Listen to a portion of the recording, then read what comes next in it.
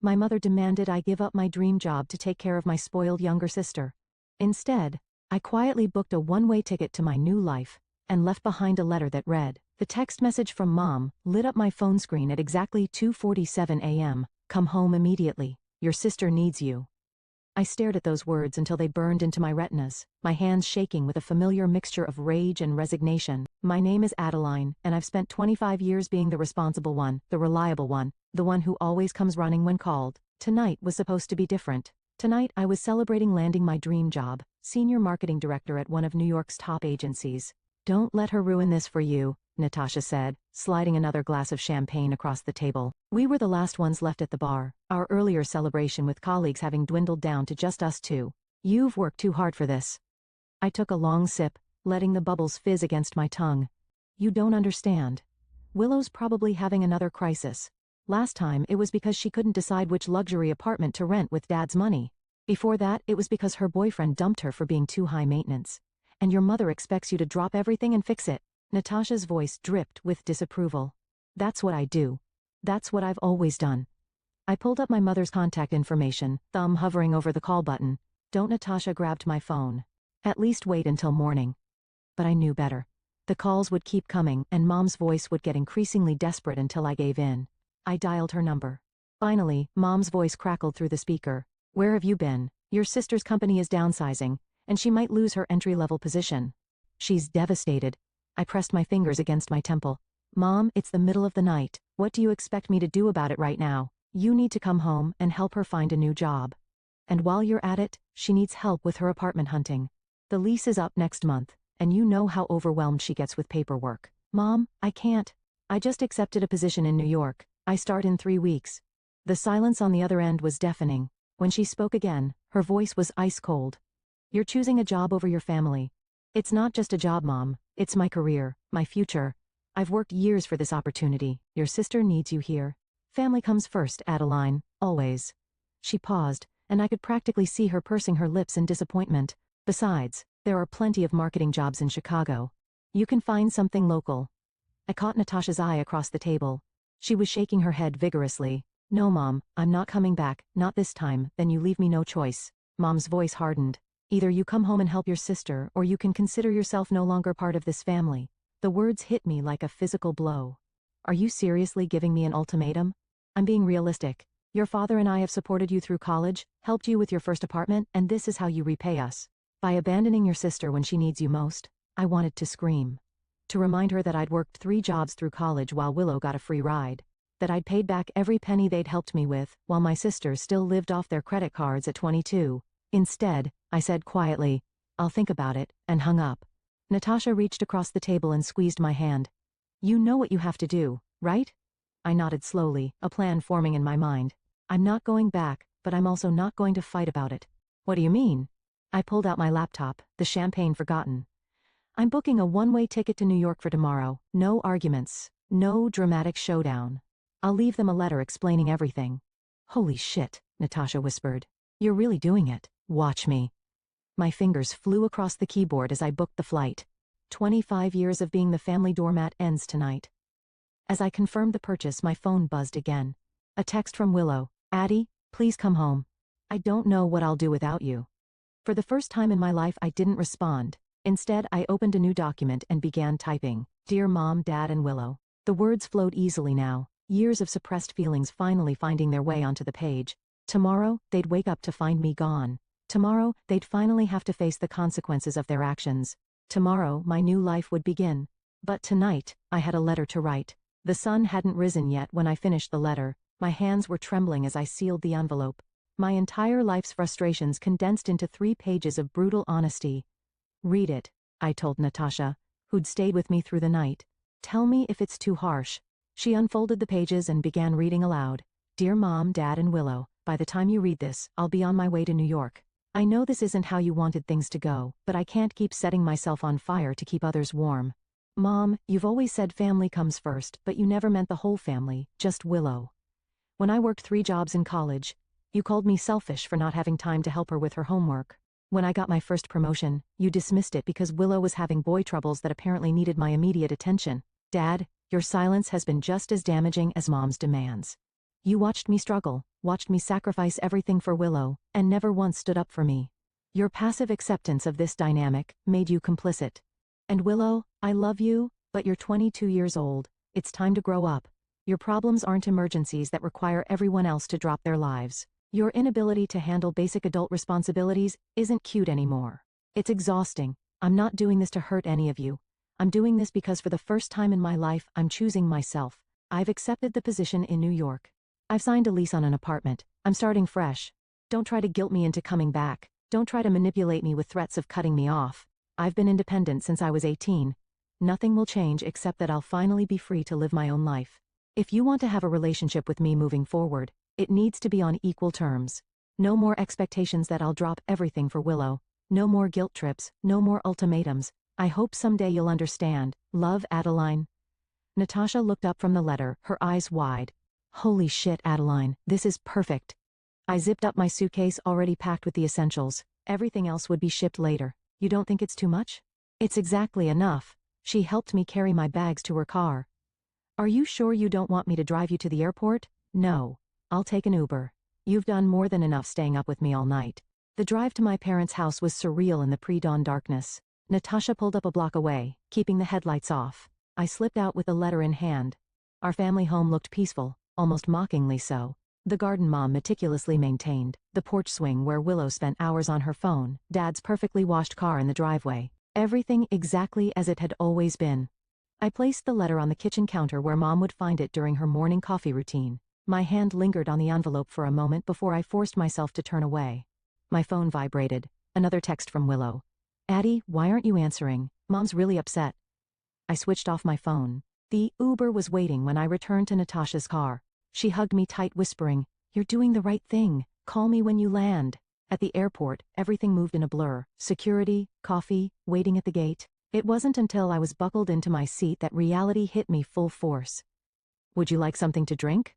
The flight attendant's voice snapped me back to the present. Water, please. My voice sounded strange to my own ears. As the plane took off, I imagined Mom finding the letter. She'd be angry first, then hurt. Then would immediately call Willow to comfort her. Dad would read it silently, perhaps feeling a twinge of guilt, but ultimately deferring to Mom's reaction.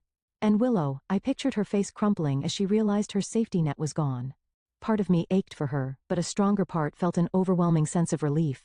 The city disappeared beneath the clouds, and with it, 25 years of being everyone's emotional support system. My phone stayed off in my bag, collecting missed calls and angry texts I wasn't ready to face. First time going to New York? The elderly woman next to me asked kindly. No, I replied, managing a small smile. But it is my first time going there to stay. As the sun finally broke over the horizon, painting the clouds in brilliant oranges and pinks, I felt something I hadn't experienced in years, hope. Whatever happened next, whatever storm I just unleashed, at least I was finally steering my own ship. The letter was written. The die was cast. There was no going back now. New York hit me like a wall of sound and color. 3 weeks into my new life, and I still couldn't believe I'd actually done it. My tiny studio apartment in Brooklyn was a far cry from my spacious room back home, but every square inch was mine, earned with my own money, decorated to my own taste, and blessedly free of family drama. Adeline? Miguel, my new boss, poked his head into my office. Got a minute? I quickly minimized my email. 37 unread messages from Mom, 12 from Dad, and 63 from Willow. Of course, Miguel's office had a view of Manhattan that still took my breath away. He gestured for me to sit. The Johnson campaign presentation was fantastic. The client loved your fresh perspective. Thank you. But, he held up a hand. You seem distracted. Everything okay? I hesitated. Miguel had been nothing but supportive since I'd started, but I kept my personal life private at work, just adjusting to the city and avoiding calls from Chicago. He smiled knowingly. Your phone's been buzzing through meetings all week. Is it that obvious? Only to someone who did the same thing 20 years ago. He leaned back in his chair, left Puerto Rico against my family's wishes. They didn't speak to me for 2 years. How did you handle it? By remembering why I left. Speaking of which, he slid a file across his desk. We're pitching to Nike next week. Want to lead? My heart jumped. Are you serious? That's huge. You've earned it. He gestured at my phone, which was buzzing again. Deal with whatever that is. Clear your head. Back in my office, I finally turned on my phone sound. Immediately, a voicemail from Willow played. Addie, please. Her voice was thick with tears. I lost my job. They said I missed too many deadlines. Mom's making me move back home, but I can't. I can't go backward like this. I need your help. Please call me back. I pressed delete, but my hand was shaking. Another voicemail started. Adeline Gibson, Mom's voice was sharp. Your sister is falling apart, and you're playing career woman in New York. How dare you abandon your family like this? That letter was cruel and selfish. Call me back immediately. Delete. My phone rang. Natasha's face popped up on screen. Finally, a call I wanted to take. Your sister just showed up at my apartment, she said without preamble. What? Why? Looking for you, obviously. She's a mess, Adeline. Mascara everywhere, wearing pajama pants in public. She got fired for real this time. I sank into my chair. Not my problem anymore. I know, but Natasha hesitated. She said she's been having panic attacks. Maybe we were too harsh. We? I wrote that letter alone, you know what I mean? I encouraged you. Because you've watched me put my life on hold for them for years. I was almost shouting now. Did she mention why she got fired? The missed deadlines? The constant drama? No. But then let me tell you what happened. She spent more time on Instagram than working. She called in sick whenever she had a bad date. She expected everyone else to cover for her, just like she expected me to fix everything else in her life. A knock at my door made me jump. Miguel stood there, concern etched on his face. I lowered my voice. I have to go, Natasha. Just don't let her guilt you into giving her my address. What about your dad? She asked quickly. He's been asking about you too.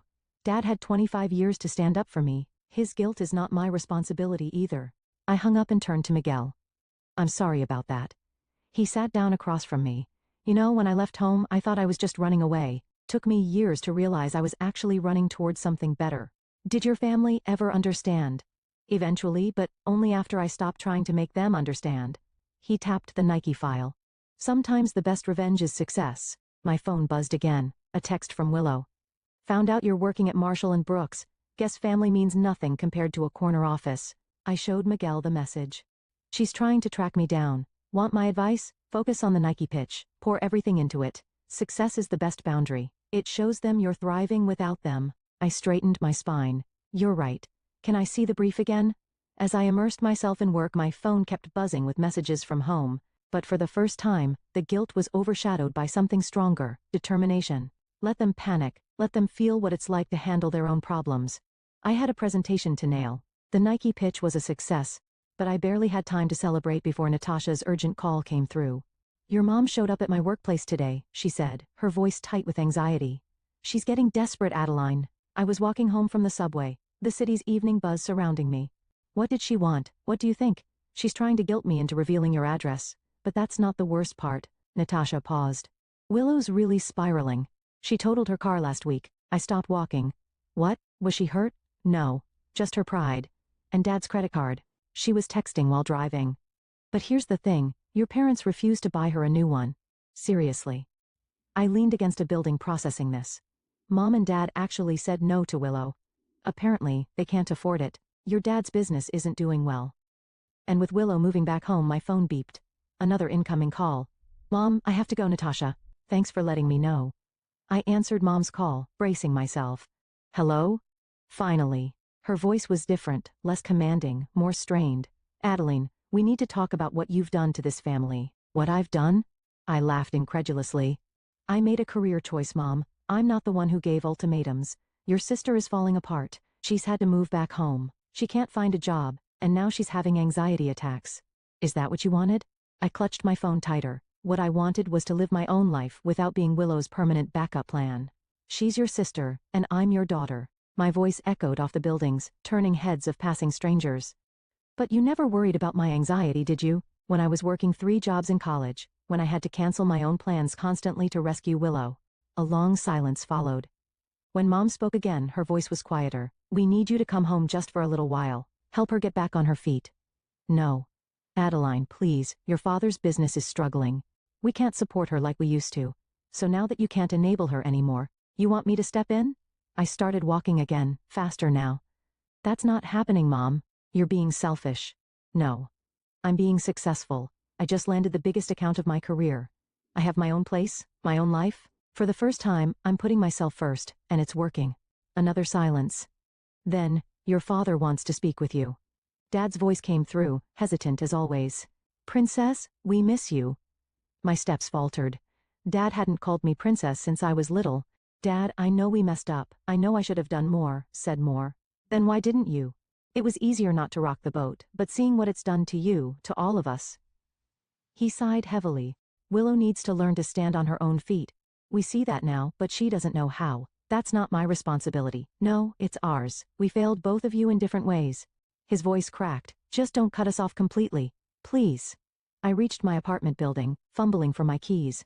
I need time, Dad. Space to build my own life without feeling guilty about it. I understand. But, Adeline.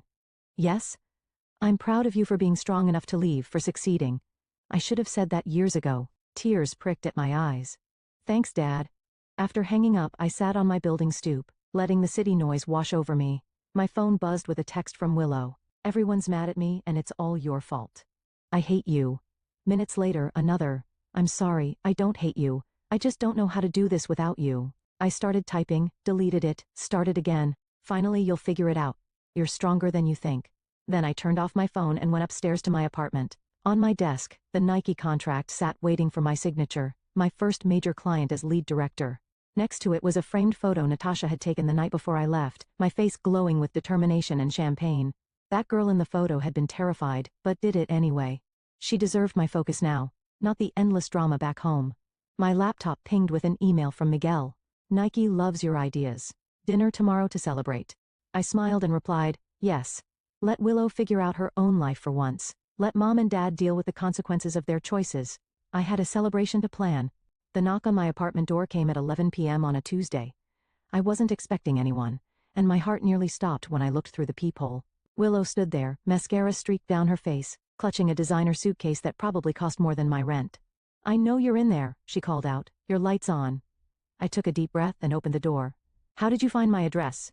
I called every real estate agent in Brooklyn until I found one who remembered you. She pushed past me into the apartment. Nice place, kind of small though. What are you doing here, Willow? She dropped her suitcase with a thud. Mom and Dad are being impossible. They froze in my credit cards. They're making me apply for jobs, and Dad actually suggested I take a barista position. Me? A barista? I crossed my arms. The horror. Don't be sarcastic. This is serious. She collapsed onto my couch. I thought maybe I could stay with you for a while, just until I figure things out. Absolutely not. Come on, Addie. We're sisters. Yes, we are. Which is exactly why you can't stay here. I remained standing, maintaining distance. This is what you always do, Willow. You create chaos, then expect everyone else to fix it. That's not fair. No? What about my college graduation? You had a crisis because your boyfriend didn't like your dress, and Mom made me skip the ceremony to take you shopping. I was young then. You were 19. I worked my ass off for that degree, and I didn't even get to walk across the stage because you needed attention. Willow's lower lip trembled. Why are you being so mean? I'm not being mean. I'm being honest. I sat in the chair opposite her. Do you know what I was doing when Mom called that night demanding I come home to help you? She shook her head. I was celebrating landing this job, the biggest opportunity of my career, and Mom expected me to give it up because you might have to face consequences for once in your life. I didn't ask her to do that. No, you never explicitly ask Willow, you just cry and panic until someone fixes everything for you. She stood up abruptly, pacing my small living room. So what am I supposed to do? Live with Mom and Dad forever? Work as a barista? You're supposed to grow up. Get a job, any job. Learn to manage your money. Stop expecting other people to solve your problems. Easy for you to say. You've always been the perfect one, the responsible one.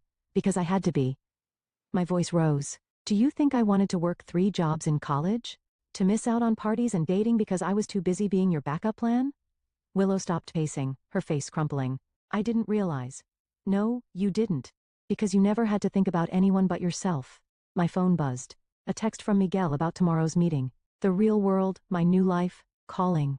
You need to leave, I said firmly. Go home, Willow. Face your problems head on for once. Mom was right, she whispered. You've changed. You're cold now. No, I'm just done being everyone's safety net. I walked to the door and opened it. You can stay in a hotel tonight if you want, but you're not staying here. She grabbed her suitcase, tears flowing freely now. I thought you loved me. I do love you. That's why I'm not enabling you anymore. At the door she turned back. What if I can't do it? What if I fail? Then you'll learn from it and try again. That's what adults do. After she left, I sat on my couch shaking. My phone showed 3 missed calls from Mom already. Willow had obviously called her. I texted Natasha. Willow just showed up at my apartment. She replied immediately. Holy shit, you okay? Yeah, send her away. Feel like a monster. You're not a monster. You're teaching her the lesson your parents never did. I looked around my apartment, small but mine, paid for with my own money, decorated with my own taste. On my desk, the Nike contract sat next to a stack of other projects. My new life, built on my own terms. My phone rang again. Mom. This time, I turned it off completely. Tomorrow, I had a meeting to prepare for. Tomorrow, I would continue building my career, my independence, my future. And Willow? For the first time in her life, she would have to build her own future too. Maybe that was the greatest gift I could give her, even if she couldn't see it yet. 2 months after Willow's surprise visit, Natasha's weekly update call brought unexpected news. Your sister got a job, she said, the surprise evident in her voice. I nearly dropped my coffee. What kind of job? Receptionist at a dental office. And get this, she's been there for 3 weeks already. I sat down at my kitchen counter. You're kidding, nope. Your mom's been complaining to everyone that it's beneath Willow, but your sister's actually showing up every day on time. Wow. I struggled to process this information. How do you know all this? I ran into her at Starbucks. She was on her lunch break, wearing scrubs and everything. She seemed different, more grounded. My phone beeped with another call. Miguel. I have to go, Natasha. Work call. Adeline. Miguel's voice was serious. Can you come to the office now? 20 minutes later, I sat in his office staring at him in disbelief. Paris? The Nike campaign was so successful, they want us to handle their European launch. 3 months in Paris leading the team. He leaned forward. It's a huge opportunity. When? Next week. I know it's sudden, but my phone lit up with a text from Dad. Please call. Emergency. I ignored it. I'll do it. You sure? It's a big move, even temporarily. Another text from Dad. It's about my health, need to talk. My hand froze over the phone. Miguel noticed. Everything okay? I don't know. Can I have an hour? Outside Miguel's office, I called Dad. Princess. His voice was weak. I had a heart attack yesterday. The world tilted sideways. What? Why didn't anyone call me sooner? Your mother wanted to, but I asked her to wait until I could talk to you myself. He paused for breath. It was a mild one. I'm okay, but there's more. What do you mean? The business? I've been struggling for months. The stress? Well, the doctors say I need to step back. Dad, Willow's been amazing actually. He gave a weak laugh. She's been helping with paperwork, learning the business basics. She wants to try running things while I recover. I sat down hard on a nearby chair. Willow, running the business. She's changed, Adeline. This wake-up call, losing you, it forced her to grow up. Another pause. Your mother's struggling to accept it, but Willow's really stepping up. My throat tightened. Do you need me to come home? No, Princess. That's why I waited to call. I didn't want you dropping everything and rushing back. We're managing. He coughed slightly. Willow insisted on handling things herself, said it was time she took responsibility. I wiped away unexpected tears. Who are you, and what have you done with my family? He chuckled, then grew serious. We failed you for so long, Adeline. Letting you carry everything, making you responsible for everyone else's happiness. I see that now. Dad, no, let me finish. You're leaving. It forced us all to change. Your mother's still adjusting, but she's trying. And Willow, he sounded proud. She's becoming the person she could have been all along if we hadn't babied her so much. Miguel appeared in the doorway, tapping his watch. Dad, I have to go. I'm in the middle of something at work, but I'll call tonight. Okay? Of course. Go be successful. We're okay here? I walked back into Miguel's office, my mind spinning. Everything all right? He asked. My dad had a heart attack. Jesus. Look, forget Paris. Family comes first. No. I straightened up. My sister's handling it, and for the first time in my life I actually believe she can. You sure? I thought about Willow in scrubs, showing up to work every day. Willow learning the family business. Willow finally growing up. Yes, I'm sure. I picked up the Paris contract. Where do I sign? That night, I called Natasha to tell her about Paris. She squealed with excitement, then turned serious. Your mom called me today, about your dad. I know about the heart attack. No, not that. She wanted me to tell you she's sorry. Actually, use those words. I sat in silence, letting that sink in. She said she's been seeing a therapist, working on her control issues. Natasha paused. People can change, Adeline. Yeah, I said softly, looking at my packed suitcase for Paris. I'm starting to believe that. My phone buzzed with a text from Willow. Heard about Paris. Congratulations, I mean it. For the first time since I'd left, I felt something shift, not forgiveness exactly, but possibility. Maybe we all needed to find our own paths to grow up. Paris was everything I'd dreamed of, and more. But Dad's second heart attack brought me home after just 6 weeks. Standing outside his hospital room, I barely recognized my sister in her business attire, typing furiously on her laptop. The insurance company is being difficult, Willow said without looking up, but I've got it handled. When was the last time you slept? She finally met my eyes, dark circles evident under her makeup. Tuesday maybe. I'm trying to run the business, deal with insurance and coordinate with Dad's doctors. She's not coping well. Where is she? Cafeteria. She stress bakes now. The nurses are getting tired of her muffins. I sat beside her. How bad is it? The doctors say he needs bypass surgery. Triple bypass. Her voice cracked slightly. The business is struggling, and our insurance has a massive deductible. I've been going through the books, trying to figure something out. I can help with the medical bills, I offered. No. Willow's response was immediate. You've got your life in Paris. I've got this. Willow, I mean it, Addie. I'm not that helpless girl anymore. She showed me her laptop screen. Look, I've already restructured some of Dad's business loans, found ways to cut costs without laying anyone off. I just need to figure out the insurance situation. Mom appeared with a basket of muffins, stopping short when she saw me. Adeline, you're here. Of course I'm here. She set down the muffins and hugged me awkwardly. I didn't think with your important Paris job. It's Dad, I said simply.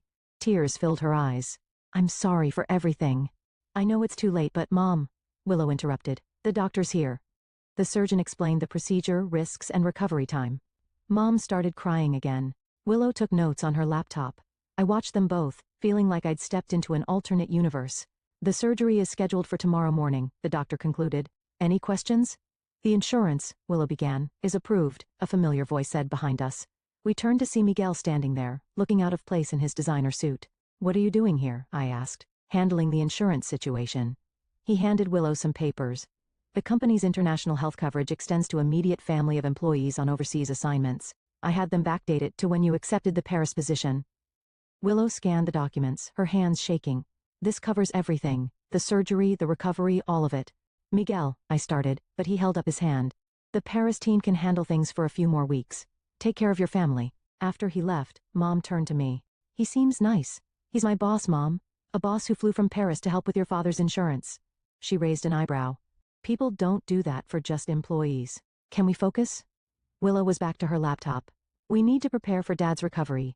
He'll need care at home, physical therapy. I'll handle that, Mom said quietly. I've been talking to someone, a therapist, learning to be more present, less controlling. Mom's actually cooking now, Willow added. Real food, not just stress baking. And you, I asked Willow, how are you really doing with all this? She closed her laptop, terrified, overwhelmed but also capable. For the first time in my life I know I can handle things, even if they're hard, even if I'm scared. Your sister's become quite the businesswoman, Mom said proudly. She reminds me of you sometimes. No. Willow shook her head. I'm not trying to be Adeline anymore. I'm trying to be me, just a better version.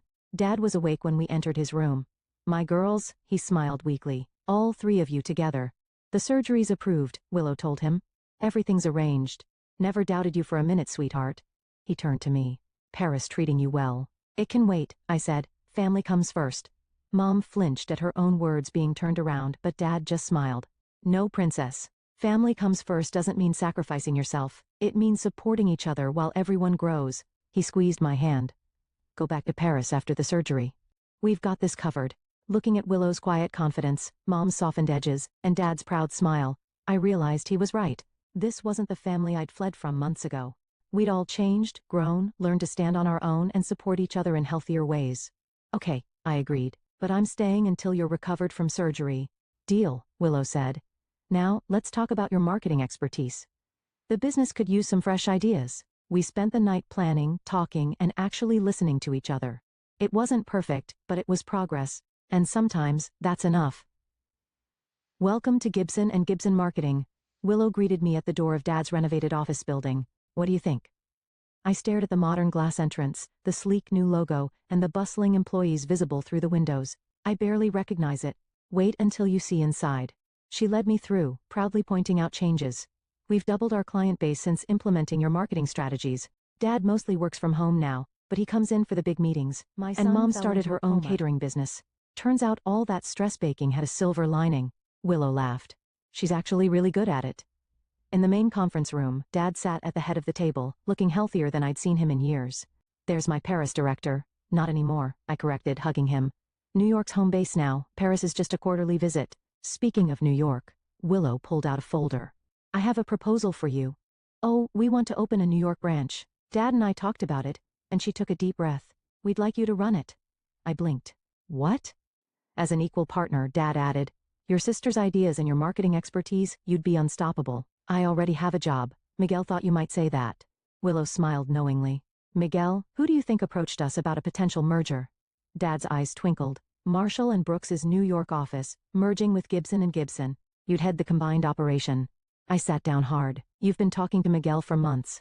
Willow sat beside me. Look, I know our history is complicated, but we're not the same people anymore. I'm not asking you to save me or fix anything. I'm asking you to be my partner. Equal stakes, equal responsibility. What about Mom? Won't she expect Mom's too busy with her catering company to interfere? Dad chuckled. Though she does insist on providing food for all our client meetings. My phone buzzed. Miguel, have they shown you the proposal yet? You knew about this? I texted back. Who do you think suggested it? You've outgrown being just an employee. Time to build something of your own. Willow watched me nervously. I know it's a lot to consider. Show me the numbers, I interrupted. Her face lit up as she pulled out spreadsheets and projections. We spent hours going through them, debating strategies, building on each other's ideas. This wasn't the old dynamic of me fixing her problems. This was true collaboration. One condition, I said finally, name it. We keep the offices separate. I run New York. You run Chicago. We coordinate but maintain independence. Already planned for that. She pulled out another document. Draft partnership agreement. Completely equal. Completely independent. When did you get so corporate? When I realized I was actually good at it. She smiled. Turns out, I just needed to find my own path instead of being pushed onto someone else's. Dad stood up. This calls for celebration. Your mother's been stress baking all morning, waiting for an answer. I haven't said yes yet. Please, Willow scoffed. I saw your face when you were going through those projections. You're in. She was right. The numbers were solid, the strategy sound, and the opportunity perfect. But more than that, the dynamic felt right, equal, healthy. Mom was waiting at their house with a spread that could feed an army. Well, we're going to need a New York office warming party, I said. She hugged me, whispering, I'm so proud of who you've become, who you've helped us all become. Mom's getting sentimental, Willow Stage whispered. Quick. Someone give her something to bake. We all laughed naturally, easily, without the underlying tension that had marked our family gatherings for so long. My phone buzzed again. Miguel, dinner tonight to celebrate as your former boss and hopefully something more. I smiled, typing back yes to both. Looking around at my family, Dad healthy and semi-retired, Mom finding her own passion, Willow standing confidently on her own feet, I realized something profound. Sometimes running away isn't about escape. Sometimes it's about creating enough distance for everyone to grow into who they're meant to be. To Gibson and Gibson, Dad raised his glass, and to the daughters who made it possible. To finding our own paths, Willow added. To healthy boundaries, Mom said softly. I raised my glass, looking at these familiar strangers who had become the family I always hoped we could be, to new beginnings. And this time, I truly meant it.